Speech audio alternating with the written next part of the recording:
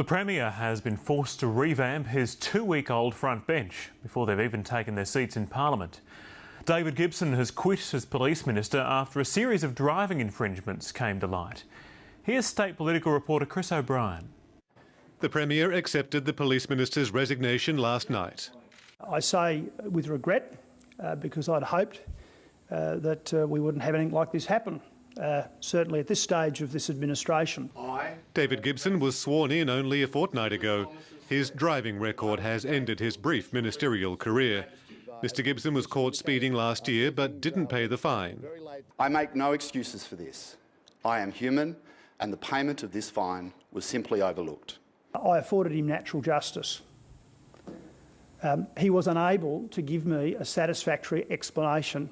The Premier promised he would lead a government of integrity. And if someone isn't actually going to tell you that there's a problem, well, that is a problem in itself. Mr Gibson says he received no notification that his licence was suspended. This lack of knowledge meant that for a period of time I was driving whilst my licence was suspended, a fact that I have only now discovered. It came to light as part of the security process we have in place for ministers, and in particular obviously the Police Minister. We don't snoop around. The LNP waited 14 years to get into government. The first Newman ministry lasted 14 days before an upheaval. Not an ideal start. But no sympathy from the opposition. It's the rockiest start I've ever seen to a government in Queensland's political history. It is a complete and utter embarrassment for the Newman government. The Leader of the Opposition should frankly go away into a quiet place and just keep her head down, politely.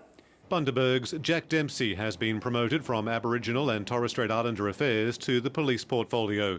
The Deputy Speaker, Glenn Elms, will be elevated to Cabinet. Mr Newman hasn't ruled out a ministerial comeback for Mr Gibson.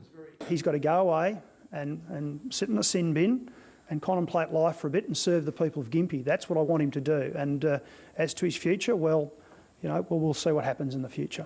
All of this with the new Parliament still a month away.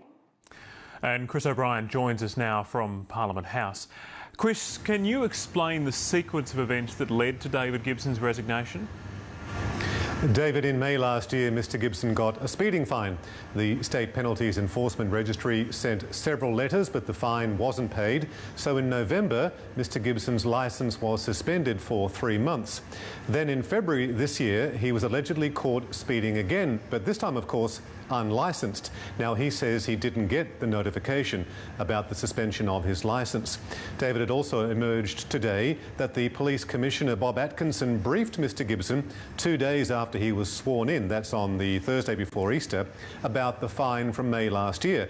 And then just this Sunday gone, Mr Atkinson briefed Mr Gibson again, this time about the second offence. That's what led to the meeting last night in the Premier's office and to Mr Gibson's resignation. And what message does this send the rest of the Newman ministry? Well, for a start, I bet they're all checking their Spur records. Mr Newman has certainly sent a message to them that the higher standards he spoke about during the election campaign actually mean something, and they're all very much on notice now. And one other thing, David, too, if there was a breakdown in communication somehow in the Spur system with Mr Gibson, Mr Newman, the Premier, says he'll be looking into that, and perhaps there could be more or better resources for Spur. David?